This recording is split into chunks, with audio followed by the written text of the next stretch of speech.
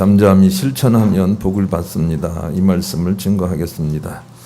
개를 기르는 사람들이 개를 순하게 하기 위해서는 개에게 뭐라고 막 교육하려고 하지 말고 이것은 싫고 이것은 좋다 하는 것을 담담히 실천하면서 가르쳐 주는 것이라 그럽니다. 혼낼 필요가 없으며 개를 사람처럼 자꾸 말을 해서 상냥하게든지 아니면 훈육적으로 말할 필요가 없다는 것입니다. 그냥 나는 그런 일은 싫어하고 이런 일은 좋아하고 라고 하면서 담담히 자기의 길을 가게 될 때 개가 가장 좋은 눈치를 가지고 주인에게 합당한 그런 삶을 살아낸다. 그렇게 개 훈련자가 가르쳐주고 있습니다. 우리가 사단을 이기고 승리하는 방법도 그와 흡사합니다. 우리가 사단에게 무엇을 가르치려고 할 필요도 없습니다. 사단을 훈계하고 할 필요도 없습니다. 우리가 담대하게 나가며 우리가 좋아하는 방법, 우리가 이기는 방법, 우리가 원하는 방법들을 담대히 실천하면서 좋고 나쁨을 단순하게 우리의 삶으로 가르쳐주는 것뿐입니다. 그것이 진실로 하나님께서 우리 가운데 승리로 이길 수 있는 비밀의 경륜이라며 가르쳐 주신 방법입니다. 잠잠히 실천하는 것입니다. 그것이 바로 이기는 방법입니다. 골로새서 1장 25절로 27절을 그런 마음을 가지고 같이 읽습니다. 시작. 내가 교회의 일꾼 된 것은 하나님이 너희를 위하여 내게 주신 직분 따라 하나님의 말씀을 이루려 함이니라. 이 비밀은 만세와 만대로부터 감춰졌던 것인데 이제는 그의 성도들에게 나타났고 하나님이 그로 하여금 이 비밀의 영광이 이방인 가운데 얼마나 풍성한지를 얻게 하십니다. 이 비밀은 너희 안에 계신 그리스도니 곧 영광의 소망이니라. 하나님의 비밀은 예수 그리스도였고 예수 그리스도의 경륜은 어떤 일이 있어도 그냥 십자가를 지고 실천하신 데 있습니다. 이것이 하나님의 비밀의 경륜입니다. 무슨 문제든 이길 수 있는 비밀의 경륜이라 그 말입니다. 그러니 우리가 잠잠히 실천하는 방법으로 문제를 풀어낼 수 있어야 하겠습니다. 아브라함은 가족을 가지고 있습니다. 그러나 가족이 좋은 가족이 되기 위해서 여러 가지 말들을 하지 않습니다. 훈련한다고 하지도 않습니다. 어떤 특별한 집회도 하지 않습니다. 그냥 자기가 실천합니다. 그런데 그런 실천은 그 주변을 다 천국으로 만들어냈고 천복의 사람들이 되게 했습니다. 성경을 보면 별 고통이 없이 가장 큰 복을 받은 사람 중에 하나가 이삭인데 그 이삭의 복은 아브라함의 말없는 실천으로부터 왔다는 것을 성경이 우리 가운데 가르쳐주고 있습니다. 창세기 26장 2절로 4절 그런 내용입니다. 같이 읽읍시다. 시작. 여호와께서 이삭에게 나타나 이르시되 애굽으로 내려가지 말고 내가 내게 지시하는 땅에 거주하라. 그 땅에 거주하면 내가 너와 함께 있어 내게 복을 주고 내가 이 모든 땅을 너와 내 자손에게 주리라. 내가 네 아버지 아브라함에게 맹세한 것을 이루며 네 자손을 하늘의 별과 같이 번성하게 하며 이 모든 땅을 내 자손에게 주리니 네 자손으로 말미암아 천하 만민이 복을 받으리라. 3절 보여주세요. 이삭이 복을 받는 것은 아버지 때문에 그래요. 3절 읽읍시다. 시작. 이 땅에 거류하면 내가 너와 함께 있어 내게 복을 줘. 내가 이 모든 땅을 너와 내 자손에게 주리라.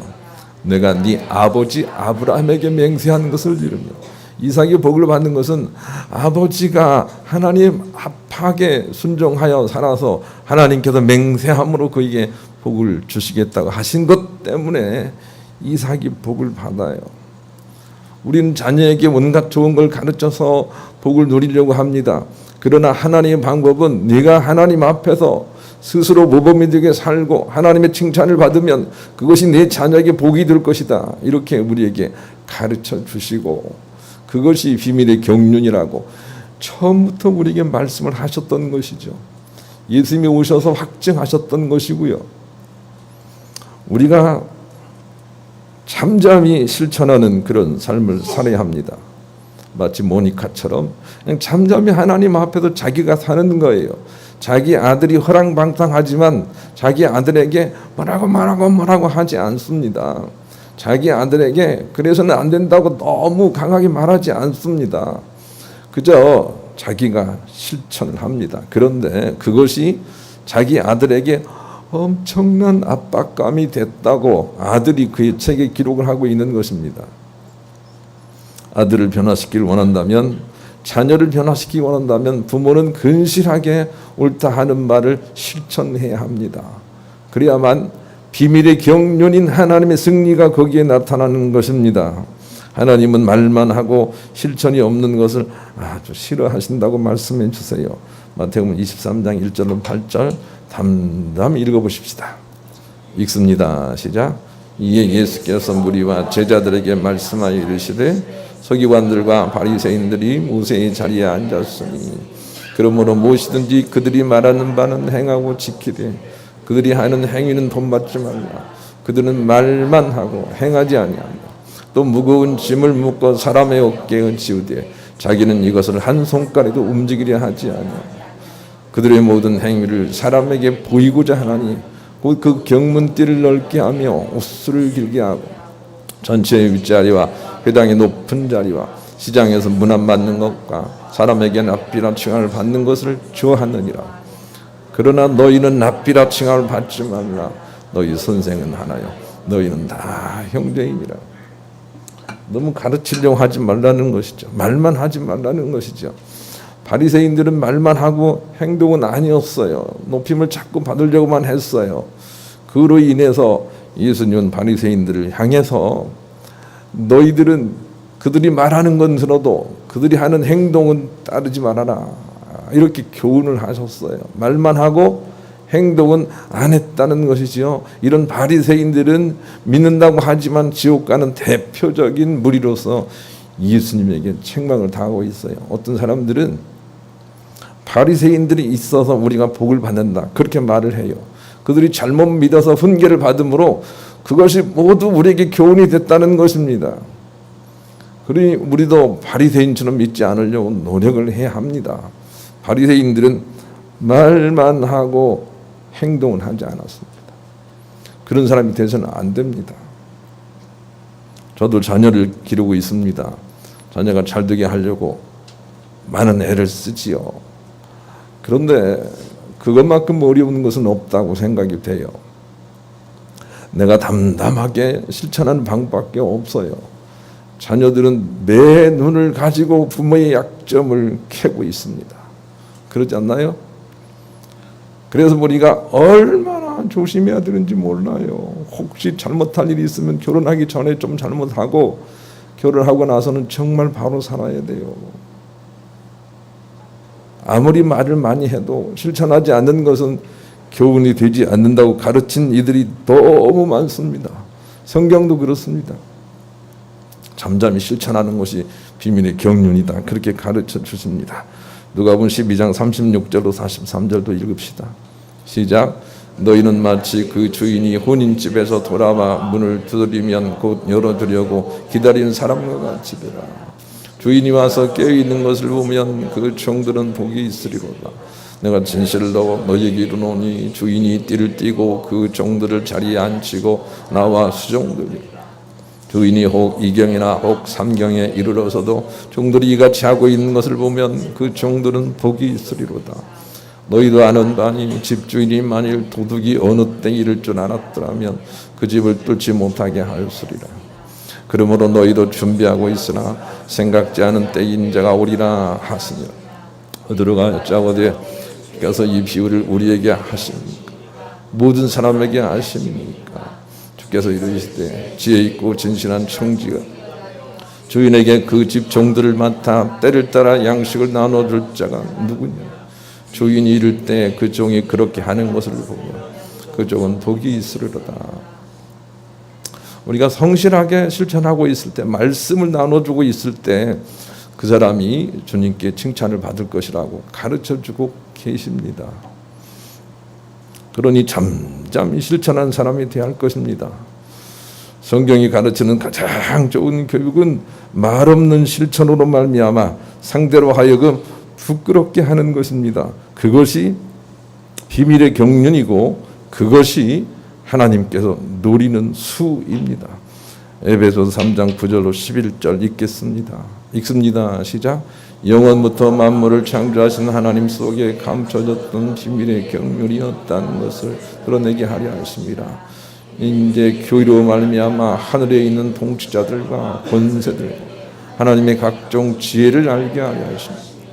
곧 영원부터 우리 주 그리스도 예수 안에서 예정하신 뜻대로 하시는 것이라. 비밀의 경륜이란 말이 또 나오는데, 비밀의 경륜은 예수 그리스도로 말미암아 이 땅에 보여주신 교훈이 비밀의 경륜이지요. 그런데 예수 그리스도께서 우리에게 보여주신 것은, 또 가르치신 것은 말없는 실천으로 말미암아 다른 사람들을 부끄럽게 하는 것, 그것이 가장 좋은 교훈이라고 가르쳐주고 있습니다. 그리고 오늘 본문은 예수님께서 그걸 실천하고 있습니다. 예수님은 아무도 상대하지 않는 천한 사마리아인에게 가셨고, 그리고 아무도 말하지 않는 그들과 대화를 나누셨습니다. 그런데 그것은 제자들이 없는 자리에서 이루어진 것이고, 제자들이 돌아와서 그 모양을 보고 아무것도 예수님께 묻지 아니하시고 마음속으로 크게 부끄러움을 느끼며 예수님의 뜻을 아는 그런 장면이 오늘 본문인 것입니다. 본문 한번 읽겠습니다. 본문을 다시 한번 읽읍시다. 시작. 이때 제자들이 돌아와서 예수께서 여자 말씀하시는 것을 이상히 여겼으나 무엇을 구하시나이까, 어찌하여 구한 말씀하시나이까 묻는 자가. 무슨 환경인지 아시겠죠? 다시 한번 읽겠습니다. 시작.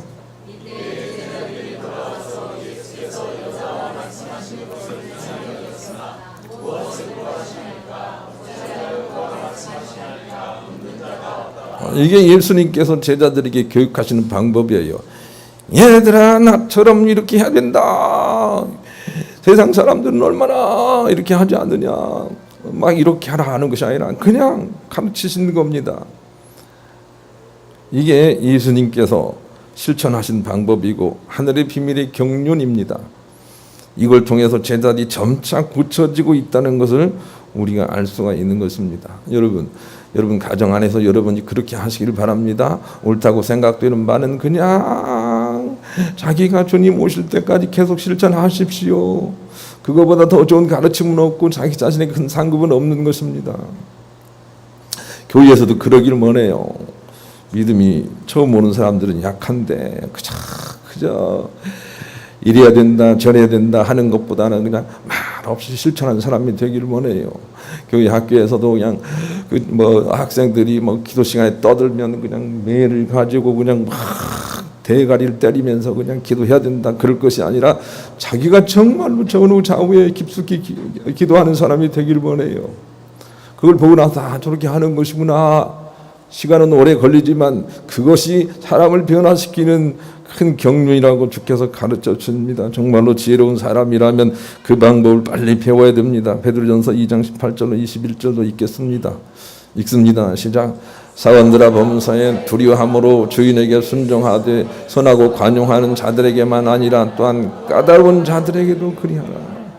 부당하게 고난을 받아도 하나님을 생각함으로 슬픔을 참으면 이는 아름다우나 죄가 있어 매를 맞고 참으면 무슨 칭찬이 있으리요. 그러나 선을 행함으로 고난을 받고 참으면 이는 하나님 앞에 아름다우니라. 이를 위하여 너희가 부르심을 받았으니 그리스도도 너희를 위하여 고난을 받으사 너희에게 분을 끼쳐 그 자취를 따라오게 하려 하셨느니라. 그랬어요.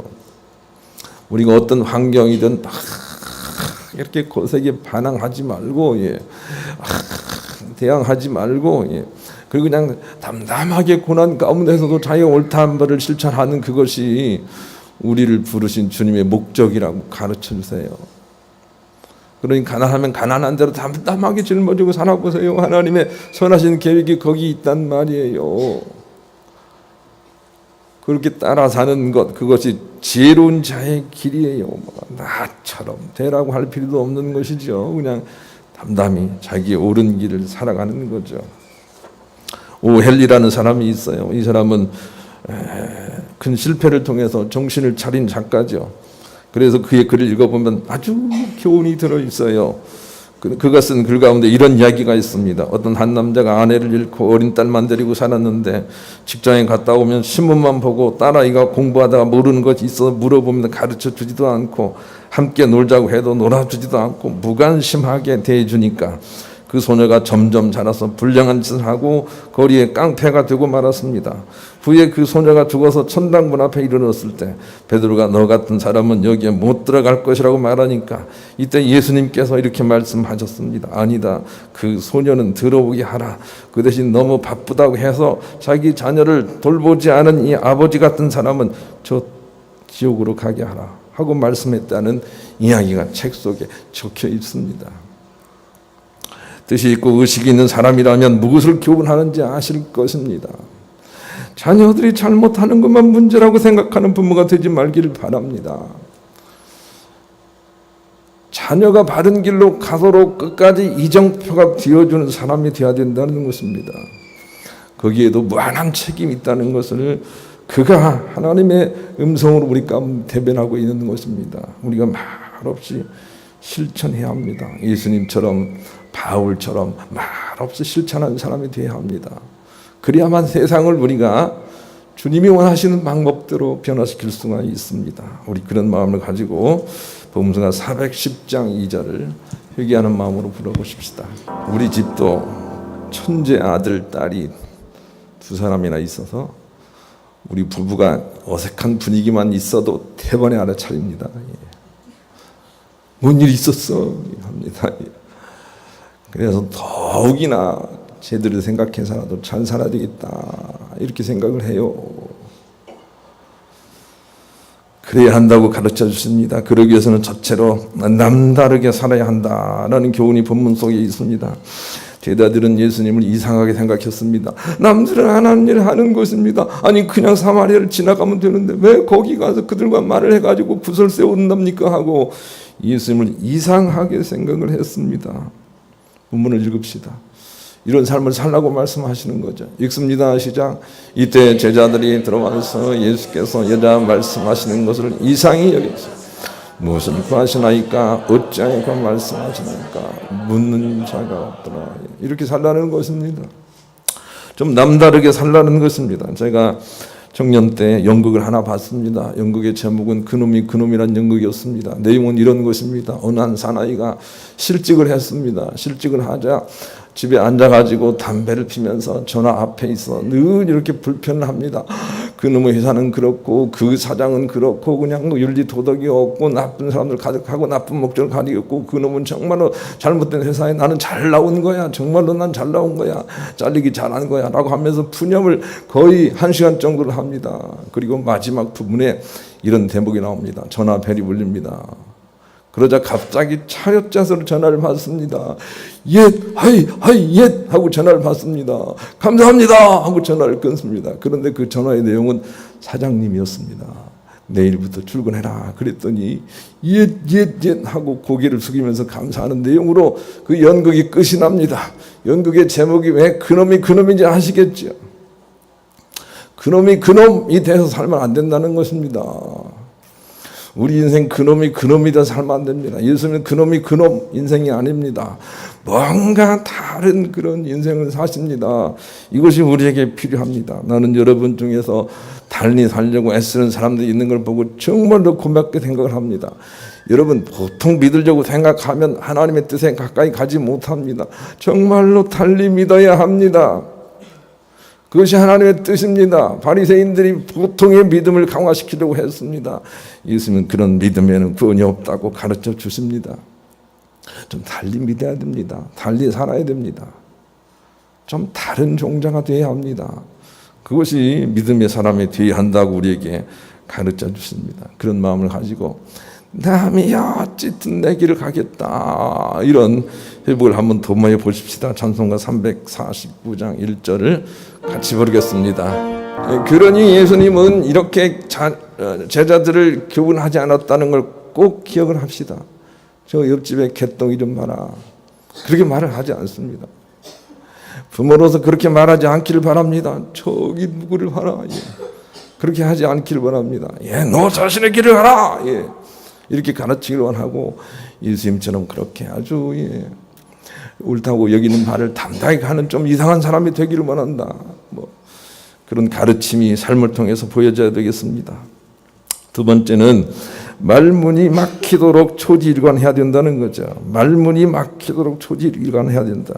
그것이 본문 속에 있어요. 그래서 제자들은 예수님의 그 이상한 행동을 보고 정말 예수님은 그렇구나 하고 말문을 닫아버렸습니다. 질문을 하지 않습니다. 본문 다시 한번 읽읍시다. 본문 주세요.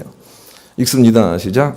이때 제자들이 돌아와서 예수께서 여자 말씀하시는 것을 이상히 여겼으나 무엇을 구하시나이까? 어찌하여 구하 말씀하시나이까?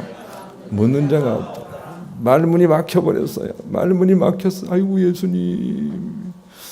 어떤 상황인지 아시겠죠? 이것이 가장 좋은 가르침이라고 우리에게 말씀하시는 것입니다. 자녀는 끊임없이 우리 자신을, 부모를 혹은 리더들을 테스트해보고 있습니다.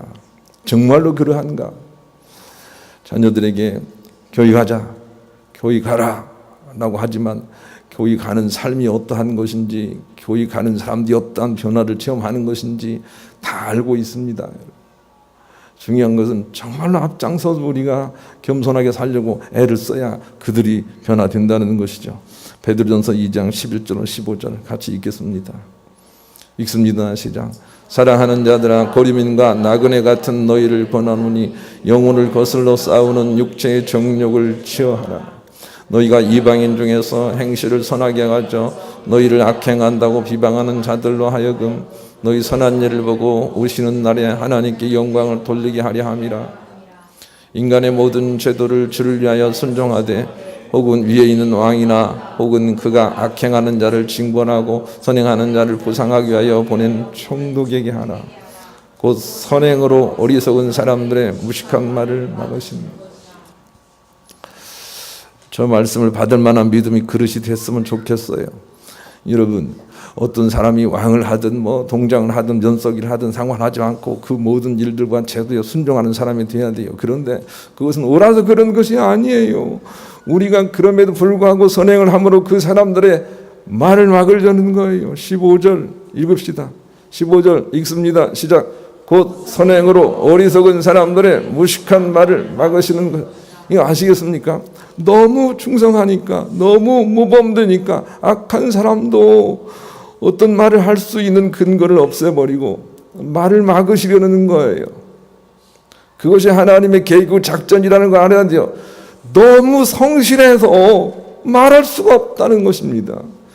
예수님이 너무 근실하게 남들은 하지 않는 일을 하시는데 그 말씀과 언행 심사가 똑같으니까 제자들이 갑자기 보고도 말을 할 수가 없습니다.